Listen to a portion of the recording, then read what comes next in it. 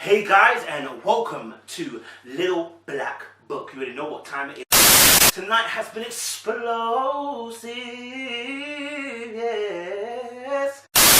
If you're new to the channel, what do you have to do? Like, share, subscribe, and for those who are returnees, you ain't got the minerals, baby. We have not got the tea, no, we got the Rabina, oh Rabina. I love to drink the Rabina. Yes, we're talking about the Tommy and the explosive Molly-Mae situation. Yes, if you haven't watched it, sorry, there are going to be spoilers in here. First thing I noticed was Anton, was making obviously the carbonara. Did you see the way he was rushing? I've seen this behavior before. When he seems to think that he's got someone that he might potentially like, he did the exact same for Molly-Mae, he starts rushing. When he asked Molly-Mae few episodes ago about making a tea for her, he was like, yeah, do you want a tea? And then he brought the tea into Molly-Mae in a rush, actually moved Yewande out of the space. Yet again, he's done the exact same thing where he was doing a carbonara. It took Michael to even say, listen, calm down, Anton, calm down. Because he was in a rush, right? He gets a little bit energized and a bit angsty, and I feel like he's getting a bit nervous. Obviously, brought over the food to my girl, and obviously I don't know if it was Maura or him, I can't remember, and sat the plate down. So what I realised was that Anton is somebody who really portrays this cool character, but really and truly, fam, I don't know if he's about it. Why is he cheating on girls? I guess because you're really a scared little boy. Because it doesn't make sense at the moment, like these girls that are coming in, they're the normal type of girls you probably see on your night out, and yet you are fretting about what? Like, it doesn't even make sense. Anyway, this is not about Anton. This is more about Molly and Tommy. I popped to Molly and now I'm Tommy. I don't know where that came from. Anyway, listen, boom. Let's start with the dates because that's where I want to start from. I don't know if you guys noticed, the ringleader for starting the chanting, the laughing, the joking at the balcony was Molly-Mae herself. Why was it Molly-Mae? Because she was threatened more than anybody else. Because she had realized that she was playing this game and the power was about to shift because the girls that were coming in, were going to be open to the possibility of taking her man. Remember, the position that Molly-Mae was playing was that she had two men on her side, or even three. She liked Danny, she said she liked Anton, she said she liked Tommy. And she had not disclosed fully that she really wanted Tommy solo. Solo. Anyway, listen, so she was in a good position. And I remember I told you about this, the same thing that Lucy said when she said, you know what, it's nice to be in a position where you got two guys after you, like, I'm in a good position. Sorry. So it seems that the girls have got a little pattern going on where they are being desired and they're enjoying the freedom and the power that comes from choice. Okay? And so what's happened here is that now the girls are coming, Molly has sensing her position as being under threat. So what she does is she rallies the girls to come around her. Now the funny thing is about this is that at one point when Molly was coming in, the girls didn't like her either. Are you forgetting? It wasn't too long ago, Molly. It wasn't too long ago. So the fact that she even said, and she made a statement towards the end, before Anton bombed her, she said, obviously, you know what, how can Tommy like somebody for like 20 minutes over somebody's been with 6 days? It's funny because Lucy was in the exact same position, maybe not 6 days, but she's in the exact same position as you were, and you came in and took her away from Tommy. From Lucy. So you have to deep it. This is a game, and Molly, you played it well, but you got played at the end. It's just a game. It is what it is. Boom. So back to what I'm talking about. On the balcony, Molly had started this chanting thing. This is where it began. Now, where it really took a turn for the worst was when obviously Michael and what's his name, and who was the other guy who was on the date as well? It might have been, I can't remember who it was, but Michael was having a date with Maura and Tommy. Sorry, so Michael was having a date with Tommy. Maura and Michael were having a date, and obviously the laugh and the chanting was happening. Ringleader again was obviously Molly-Mae. Anna got involved. Now, I'll be fair to Amber, I didn't really hear her say anything, but she also didn't stop the girls from doing it. So she became part and parcel of the crew. She certainly was having a laugh with them, but I don't overtly remember hearing her say it out loud. I want to be fair to her. But each time when Michael was on a date with Maura, there was on 3 separate occasions, Molly-Mae actually asked Amber, are you okay? Right? And she didn't ask you like, oh, are you okay? She's like, oh, are you okay with that? Almost like, you know, when you want to rally your man them to fight. Like, bro, you cool with that, bro. You don't let him disrespect you like that. That's how she was asking the question. And she was trying to incite Amber to feel a certain way because she felt threatened for her man. And she didn't want to feel alone being threatened. So she was trying to rope Amber into the game. Right? And so Amber actually even said as well, and Amber as well too said, you know, I don't freaking care. And then said, obviously, she's not competition, blah, blah, blah. And we'll talk about Amber in another video because I really want to touch on what her behavior. I'm annoyed by it. So Molly-Mae was gathering these girls, you know what I'm saying, to a point, to a degree, to the point that even Yewande got involved with the girls in terms of the hooting and the howling. It almost sounded like an away football fixture where, you know, the team, the home opposition hate the away fans or hate the away team. It sounded a bit like that. So it was quite interesting to watch, to see that gangster mentality that Molly had incorporated. So it's wonderful to see because, like I said, I didn't understand how Amy had become ringleader with the least experience of all the girls. Not to say she's even the prettiest, and there was nothing really about her that showed ringleader for the women. So I didn't understand how she became leader. So when Molly-Mae has come into it and it's become the ringleader because of the way she's galvanized the boys to follow after her, I could understand that. And so I can understand her influence, you know. And she's the one that was laughing the loudest, cackling the loudest, you know, kept on asking me, you okay with that? You good with that? Rah, rah, rah. She was even chipping in for Yewande when at one point Yewande didn't even like her, forgetting the fact that she tried to come after Danny. So the fact that she was even chipping in for Yewande when she's already told Danny that Danny's her type, knowing that Yewande and Danny are talking, it didn't even make sense. But it did make sense because her whole objective is to show that she's not alone in this. That we as a girls, a collective, don't like these girls. But really, it wasn't the girls as a collective who didn't like the girls. It was really Molly-Mae who didn't like the girls. But then she kind of, you know, she used her power of influence in the group to galvanize the girls to behave abnormally. I'm not saying the girls wouldn't have felt a certain way. Evidently they would, but they might not have voiced it had it not been for Molly-Mae. Because Molly-Mae made them be vocal. She's a powerful girl, I'll admit that. She's a very powerful girl. Moving past that onto Molly-Mae obviously talking, you know, and I'll prove it as well. When they came down the stairs, it was actually Molly-Mae leading. It was Molly-Mae who was at the forefront. That again shows her spear front in the friendship group, showing that she's taking ownership, she's taking leadership in this battle against these two females.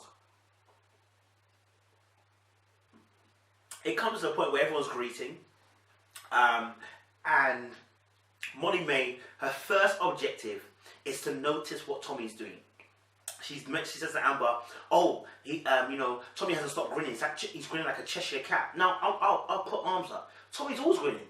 Tommy's always laughing.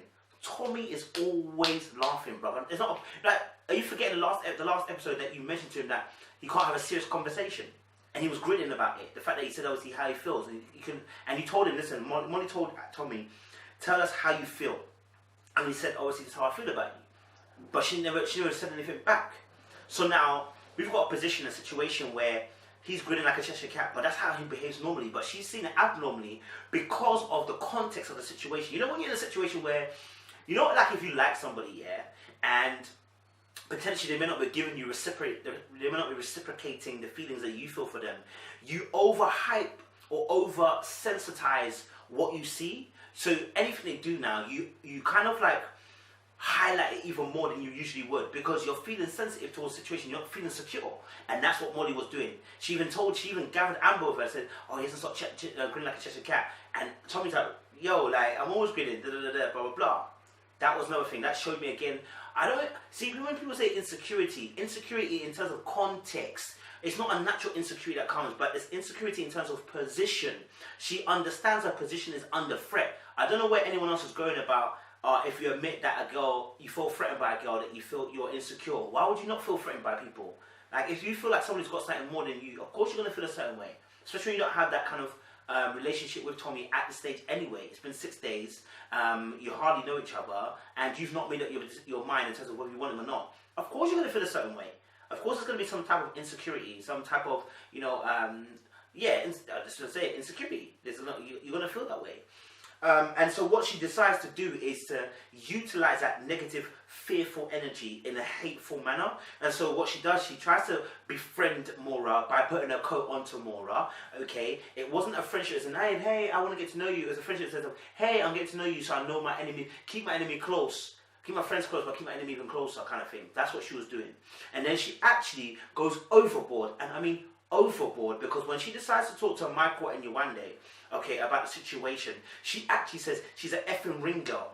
To the point where Anton turns around, and because the girl was with them in the group just behind her, like the group of Anton turned around, didn't respond, but just turned around, and you see Michael and Yewande go, oh, why? Because what she did was over the top. And she's saying it whilst the girl's behind her. Like, she really had dogged the girl out. There was no need. Do you know what I'm saying? Like, whatever she was feeling, that insecurity really outplayed itself now. Because she knew she was playing a game. She knew that she was keeping her options open, I should say. And now it's backfired. And now it's backfired. You're trying to claw your way back in. And you're seeing that you're not able to do so. And it's making you panic. And that's making you say certain things you wouldn't ordinarily say. And so what happens is, actually, as well, Anton actually says something on the couch to her about something. He says something cheeky, and then she says, "Oh, she says something like, she says, oh, that's not very nice, is it, Anton?" But it wasn't long ago. You were saying it wasn't long ago after that. You say to Danny, "Oh, it's just banter that we were heckling the girls. Just banter." Well, take Anton's words on the couch just there as banter, but you didn't take it as banter. Why? Because it's not banter. When you do something to somebody, it's not banter. Do you understand? It's hate. It's hurtful, and so she couldn't take it. I was like, okay, cool, yeah, this shit, but I can't take. Me understand. Okay, let's not do that again. The accent was off. I don't want my Jamaicans to come collect me. So yeah, I was like, whoa, okay, cool. The next part that I obviously saw was funny part. Actually, I want to even say it. When Danny actually approaches Amber, Anna, and Molly, it's interesting how the girls react to Danny.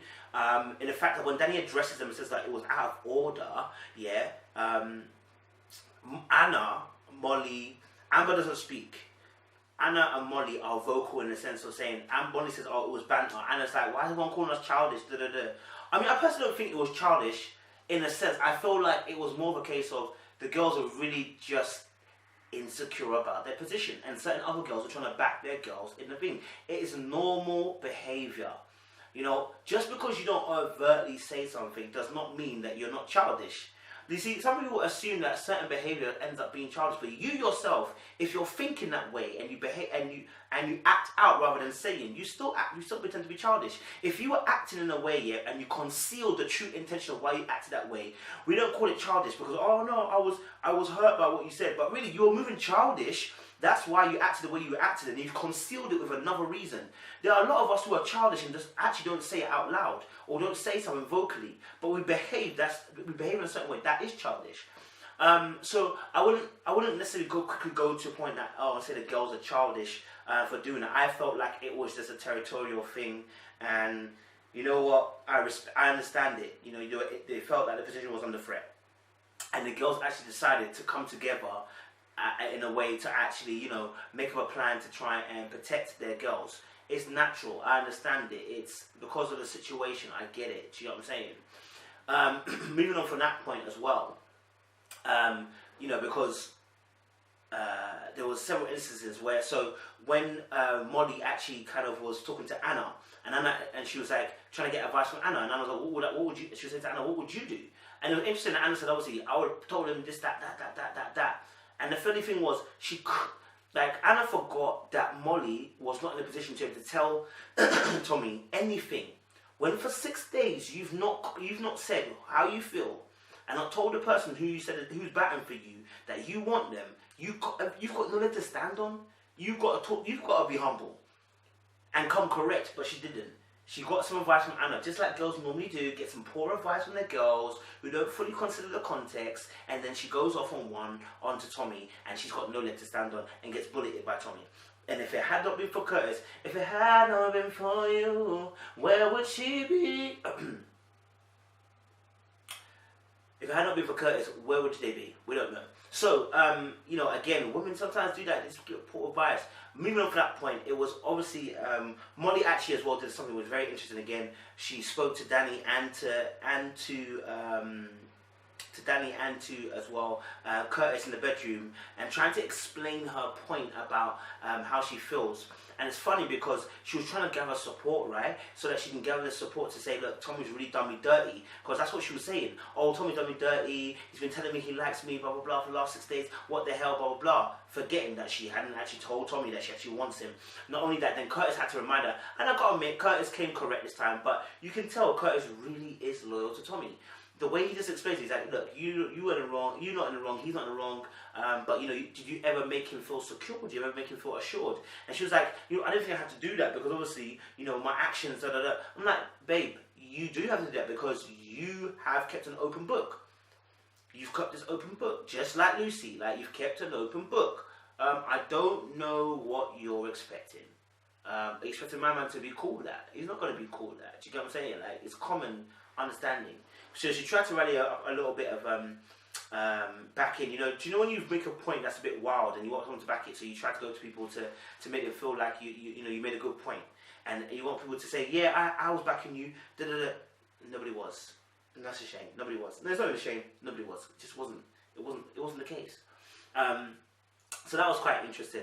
I think the most interesting thing was obviously the debate, the talk that she actually had with Tommy. And I think the most interesting thing is the body language, because Tommy is laid out in a bed with a cloth around his neck, lying straight down with his legs tied over.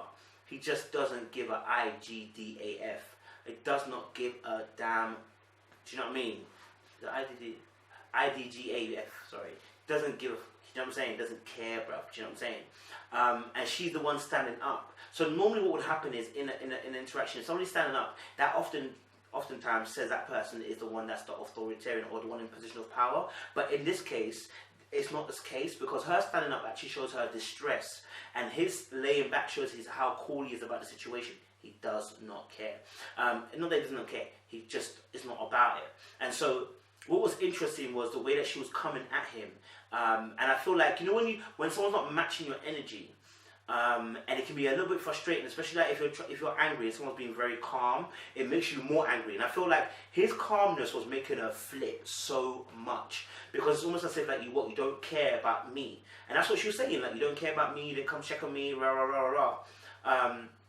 And that was interesting, because I just thought to myself, so, and she mentioned something, you know, I want a guy that flipping worships the ground that I walk on. And I said this before, women are created in the fashion that they want to be worshipped. And I'm saying, that's what I always say to you, that looks are so important to women, because it's a part of the worship. It's a part of their worship that they want, because that's how God is created. That He created man and male and female in His image. Together they make the perfect image of what God is in some sense. And so part of God loves worship. This is part of God that wants worship. So there's a part of man that loves worship. It's what Satan fell from heaven to the ground for, because he wanted worship. And so women love to be worshipped. This is why Eve fell, because at the same time she wanted to be like God, to be worshipped. When she saw the tree and saw it would make her wise like God, then she saw that this is an opportunity to be worshipped. And so women are in the fallen state, wanting to be worshipped. That's why she mentioned worship. And so we find out that obviously that she wants a man to do all of that kind of stuff, but she was not willing, as Tommy clearly stated, to give back to that. She wasn't willing to give back to that. So where was she going? Where was she going? You know, what was she wanting when she had not stated her position for Tommy? And that's why, even again, she tries to rally up or do a rally cry again for she feels like she's been, as an injustice that's been done. But I want to notice people's reactions. And then she's standing there again, in the midst of people, in the middle again. The tension is on her again. And she starts to tell a story about how, you know what, it's not even, it's taken this girl coming in for me to understand. Because the real truth of the matter is, and a lot of us do this, we don't want it until somebody else wants it. And it's actually psychological. You see, if somebody wants it, it shows that it's an approval of how good that thing is. So when somebody else, like when someone goes to a cinema, right, goes to film, right, Like it just happened to me today. Like everyone said, reviews I've read, I've said Dark Phoenix or Dark Knight, whatever it's called, the film is a dead film. It's the worst film. Critics are saying it's crap, blah blah blah. I saw somebody tweet on there, oh, Dark Phoenix was sick, and actually it made me think, right, I want to go watch that tomorrow. Actually, do you know what? I was avoiding that film because everyone said it was dead, but I'm gonna actually watch it because that girl said it was sick. Okay, cool. Let me go and watch it now. Why? Because someone's approved it now, and so now someone's approved it. You want it. Right? It's almost like having the last piece of cake that's on the table. You don't want it now. But when you see someone going towards you like, hey, I was going to have that. You weren't. You weren't. You weren't going to eat it. But because someone else is going to want it, you don't want them to want it. Because you want to have it at your leisurely time. And that is exactly what Molly wanted. She wanted Tommy at the exact time that she wanted. Or she wanted Anton, whether she felt like Will was going to come at the right time for her. Do you get what I'm saying? And so what she decides now in the midst of the people is to tell people, oh, I've now realised that, it took this girl to come in that I actually want Tommy. No, not really. You just realise that you're losing the biggest fish in the pond. And so now you're trying to claw that back. Can't happen, can't run. And to the point where if you notice people go quiet, if you notice Lucy starts laughing, if you notice people are not really saying anything. And in fact, even before this, Michael actually says to her, listen, you need to, when Maura's coming in, you actually need, to make your mind up because you've been too open. And he says that to her quite frankly. And to the point where Anna says, oh, see, I thought you liked competition. And she says, no, I didn't want competition. I only want competition when I win. And you know what? It's funny that she says that because I'm not even hitting at her because actually that is human nature to a crux. You see, a lot of men will say, I like competition. No, you don't. You like competition when you know you can win. You see, when you feel like you're going to lose, you don't want the competition. And that's the truthful nature. You see, people love competition when they believe they've got the best chance of winning. You may not have all the chance of winning, but you've got the very best chance of winning. You see, when you feel like the chance of winning is not so high, you don't want to engage in it. Now there are some risk gamblers who don't really care, who like gambling 100k of their money, and even though they might not win, but they believe they can win. That's the reason why they like the competition. If they didn't think they could win, they wouldn't want to be in the competition. They wouldn't like competition. And Anton, because he's been hurt because he's been saying this for time. He's been hurt by her behaviour for time. He was hurt by what she did. And the fact that she kept him on a string and had never really decided what she actually felt for and who she felt for. Decided then to tell her right there and there. He was sick and tired of hearing her crap and just told her straight, you made your bed, lie in it. And that's when people started looking down and looking around. Why? Because everybody at one point, remember they were cussing Molly at one point, the girls. Say, like this girl is so greedy, she's already got 2 guys on the go, and she wants Danny too as well. Like, you notice how everybody was on the tail. So, deep it, no one's really backing Molly like that. Oh, how the mighty have fallen. Oh, Molly, how the mighty have fallen.